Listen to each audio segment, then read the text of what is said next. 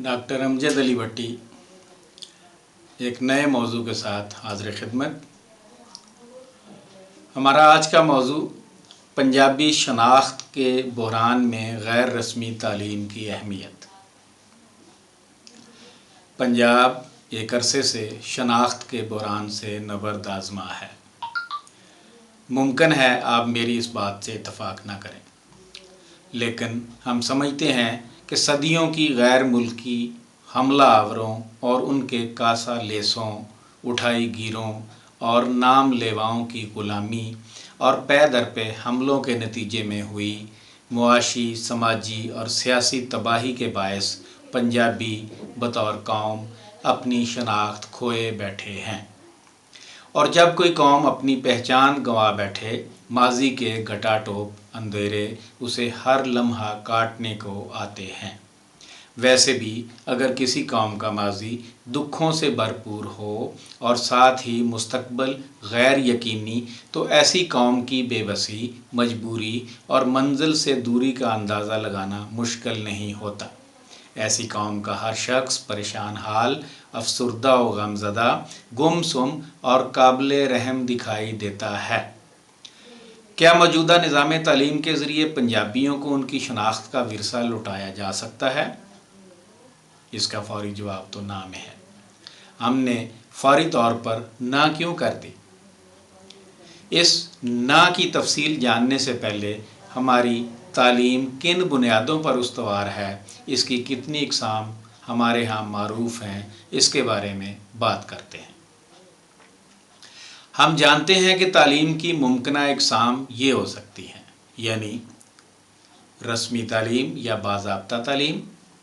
ऐसी तालीम स्कूलों, दीनी मदरसों, कॉलेजों और यूनिवर्सिटियों के अलावा मुख्तलिफ़ इकसाम के ट्रेनिंग कोर्सेज़ के ज़रिए दी जाती है। नंबर 2, गैर रस्मी तालीम या बेज़ाब्ता तालीम। ऐसी तालीम निसाबात के अलावा दी जाती है। इसका मकसद तालिब इल्मों में निसाबी तालीम से मुतल्लक दिलचस्पी पैदा करना होता है। और नंबर 3, बेकायदा मगर फ़ायदेमंद तालीम।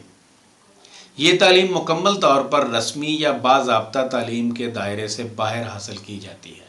इस निज़ाम तालीम को हम कम्यूनिटी एजुकेशन, तालीम बालगा, दायमी तालीम यानी लाइफ लॉन्ग एजुकेशन और ज़िंदगी में मिले दूसरे मौके की तालीम यानी सेकंड चांस एजुकेशन भी कह सकते हैं। हमारा मौजू चूँकि तालीम की तीसरी किस्म से मुतल्लक है, इसलिए हम पहली 2 इकसाम पर किसी और मौके पर बात करेंगे। तो आइए अपने मौजू पर गुफ्तगू का बाकायदा आगाज़ करते हैं। एक ज़माना था जब अवाम अपने बेशतर मसाइल बुज़ुर्गों की पंचायत में हल कर लेते थे। आज की ज़ुबान में बुज़ुर्गों की तालीमात को हम गैर निसाबी तालीम, फ़ायदेमंद तालीम या दायमी तालीम भी कह सकते हैं।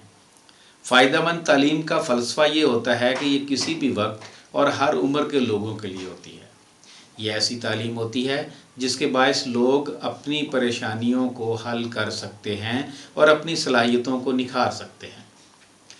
बच्चों को किस किस्म की तालीम हासिल करनी चाहिए, इन्हें कब पढ़ना चाहिए और मौजूदा दौर में तालीम को कैसे ज़िंदगी के हर शोबे पर लागू किया जा सकता है, ये और इसी तरह के बहुत सारे सवाल अक्सर जहनों में आते हैं, जिनको मौजूदा इमरानी दौरे हुकूमत में हल करने की ज़रूरत पहले से ज़्यादा बढ़ गई है, ताकि एक तरफ ज़ोर ज़बरदस्ती से मिटाई जाने वाली अपनी सकाफ़त को बचाया जा सके और दूसरी तरफ कोरोनाई वबा और स्मार्ट लॉकडाउन जैसी ईजादात के बायस मुआशी तबाहाली को बेहतर बनाया जा सके।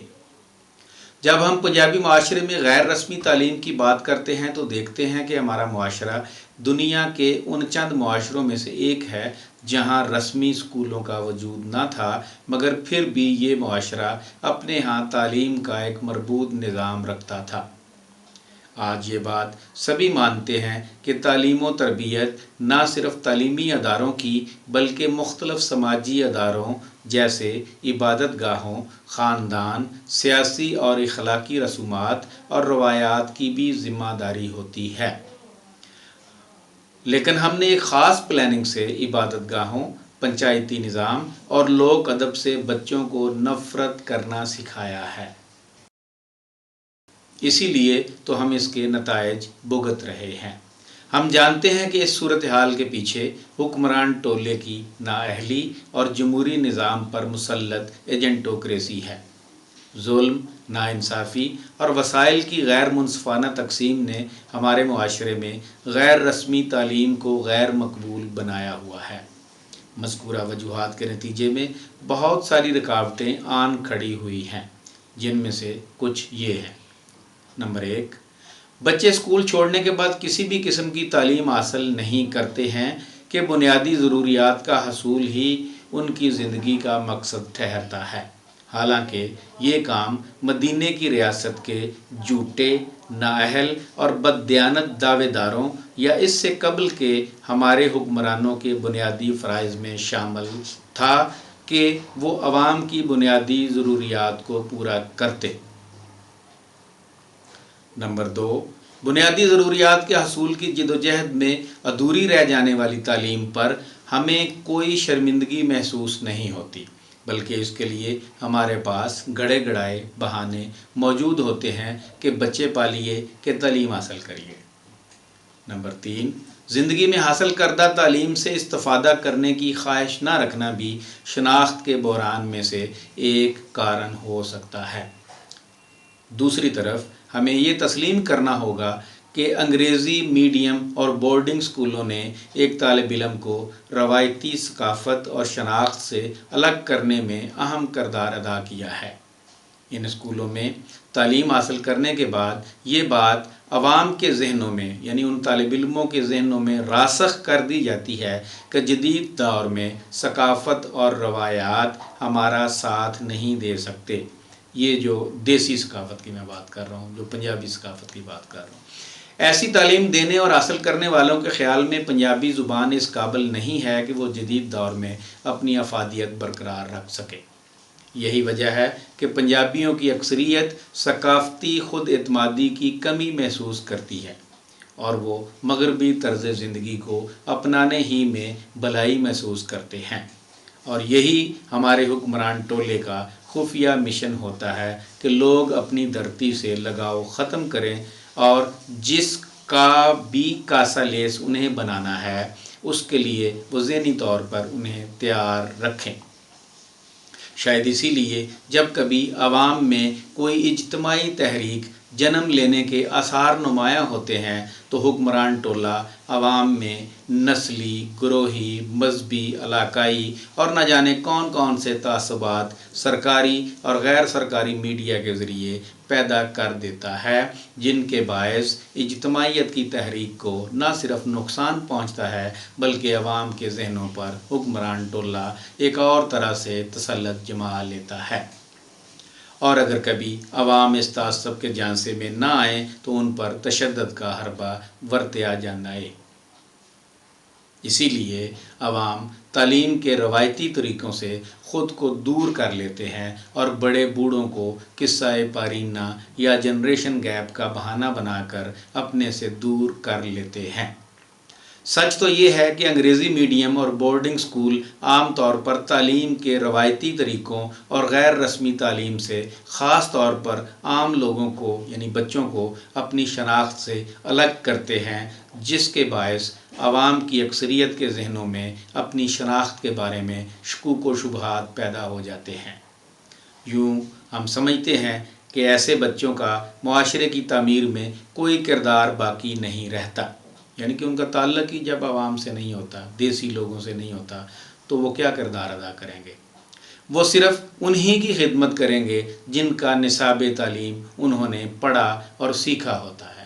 یہاں یہ امر بھی قابل ذکر ہے کہ غیر روایتی یا ولایتی ماحول میں پڑھنے کے باوجود بھی اگر وہ معاشرے کے لیے فائدہ مند نہیں ہو سکے تو پھر انہیں غیر پنجابی بنانے کا کیا فائدہ؟ یہ سب کچھ آپ ایک طرف رکھ دیں، اس کو آپ ہماری کم علمی کہہ لیں یا اسے کوئی اور نام دے لیں۔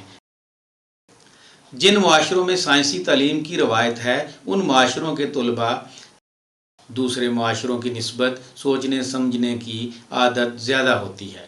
سائنس کی تعلیم کے باعث ان طلباء میں ایمانداری سے سوچنے سمجھنے کی عادت پیدا ہوتی ہے، کیونکہ سائنسی طریقہ تعلیم میں ہر چیز تجربے کی بنیاد پر جانچی جاتی ہے، مگر ہمارے ہاں تو ایسا نہیں ہے۔ اس مسئلے کو دیکھنے کی ضرورت ہے کہ نئی ٹیکنالوجی کی آمد کے باعث ہم سے بطور قوم کیا بھول ہو گئی کہ ہم جدیدیت کا بھی بھرپور فائدہ نہیں اٹھا سکے۔ یعنی ہم ادھورے لوگ ہیں، نہ ہم اپنی روایت کو برقرار رکھ سکے اور نہ جدید بن سکے۔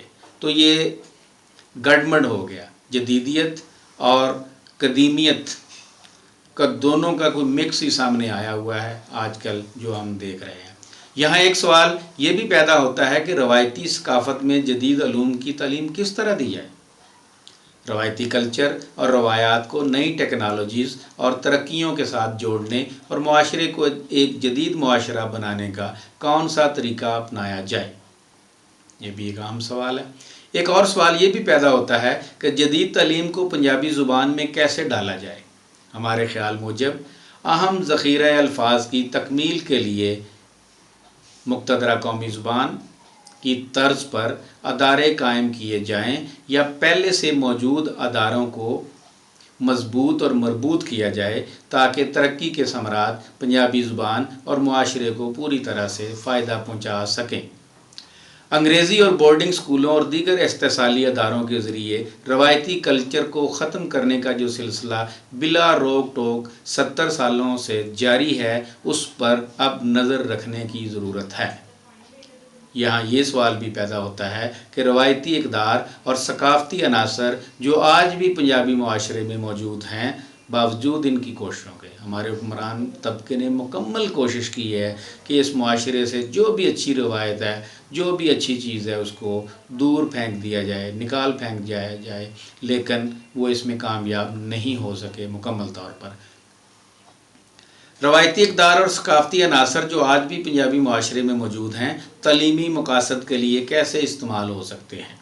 غیر رسمی اور روایتی تعلیم کے ذریعے رسومات اور زندگی کی دیگر مفید سرگرمیوں کا استعمال پنجابیوں کے لیے فائدہ مند تعلیم کو بطور نمونہ کیسے استعمال کیا جائے؟ کیونکہ ہم سمجھتے ہیں کہ فائدہ مند تعلیم اور مفید رسم و رواج کا نئے سرے سے نفاذ ہماری تعلیم کی اساس بن سکتے ہیں۔ زبان کی تعلیم، خصوصاً پنجابی زبان کی تعلیم فائدہ مند تعلیم کا ایک اہم حصہ ہے، جبکہ پنجابی زبان کے ذریعے روایتی تعلیم ثقافتی تندرستی کو فروغ دینے میں مددگار ثابت ہو سکتی ہے۔ اسکولوں میں پنجابی زبان کی تعلیم دے کر ہم اس معاشرے میں غیر ملکی عظمتوں کے میناروں کو ملیہ میٹ نہ بھی کر سکیں تو کم از کم ان کے رعب کو بہت حد تک کم کر سکتے ہیں۔ اگر کچھ اور نہیں تو صرف پنجابی زبان کی کلاسیکی شاعری کا اردو اور انگریزی میں ترجمہ کیا جائے اور اسے نصاب میں شامل کیا جائے۔ غیر رسمی اور روایتی تعلیم کے ذریعے ہم معاشرے میں شفا بخش چیزیں لا سکتے ہیں، کیونکہ اس طرح سے طلباء میں رسوم و رواج جو ہماری روایتی رسم و رواج ہیں سے آگاہی حاصل ہوگی۔ ایک اور بات، پنجابی زبان کے ان دانشوروں سے اپیل کرنے کی بھی ضرورت ہے جو اپنی کم مائیگی کی وجہ سے کونوں خدروں میں جا بیٹھے ہیں، حالانکہ یہی وہ لوگ ہیں جو زبان کو حقیقی طور پر جانتے ہیں اور ہماری رسم و رواج کو دوبارہ سے نئے ذرے سے زندہ کر سکتے ہیں۔ لہٰذا ہمیں پنجابی زبان کی تعلیم کو عام کرنے کے لیے دل جوڑ کر کام کرنا چاہیے، جس میں تعلیم یافتہ طبقے کے لیے کتابیں لکھنا اور عوامی سطح پر لوک کہانیاں اور لوک تحریریں لکھنا شامل ہے۔ ہمیں یہ بھی دھیان میں رکھنا چاہیے کہ پنجابی زبان کی ترقی کے لیے تعلیم کے فوائد کے لیے رسومات کے کھوئے ہوئے مشن کو دوبارہ متحرک کیا جانا چاہیے۔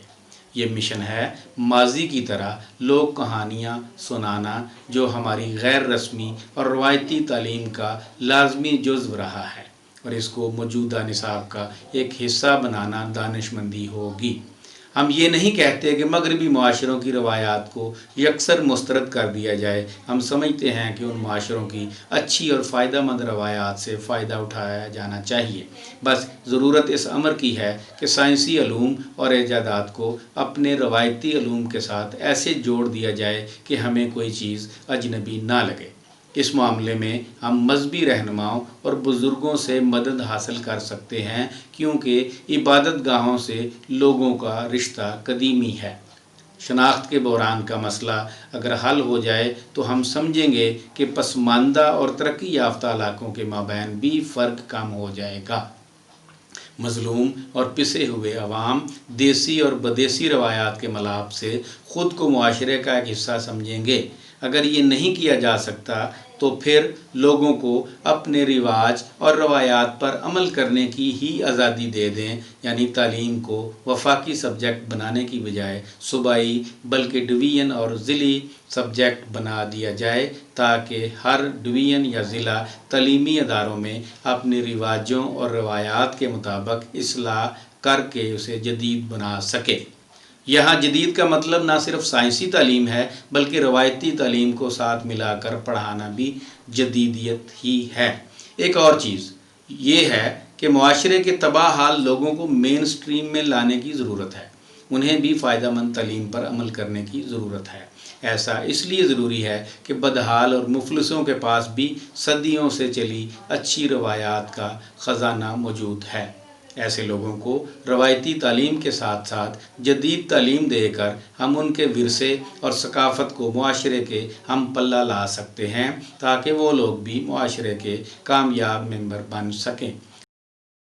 انہیں بھی وہ تعلیم دینے کی ضرورت ہے کہ جو تعلیم ان کی شناخت کو بڑھا سکے اور وہ بھی جدید علم اور مہارت کے اصول سے دور نہ رہیں۔ آخر میں ایک ہی آپ سے استدعا ہے کہ عام نیکی کریں اور لوگوں کو عام نیکی کرنے کی ترغیب دیں۔ بہت شکریہ۔ والسلام۔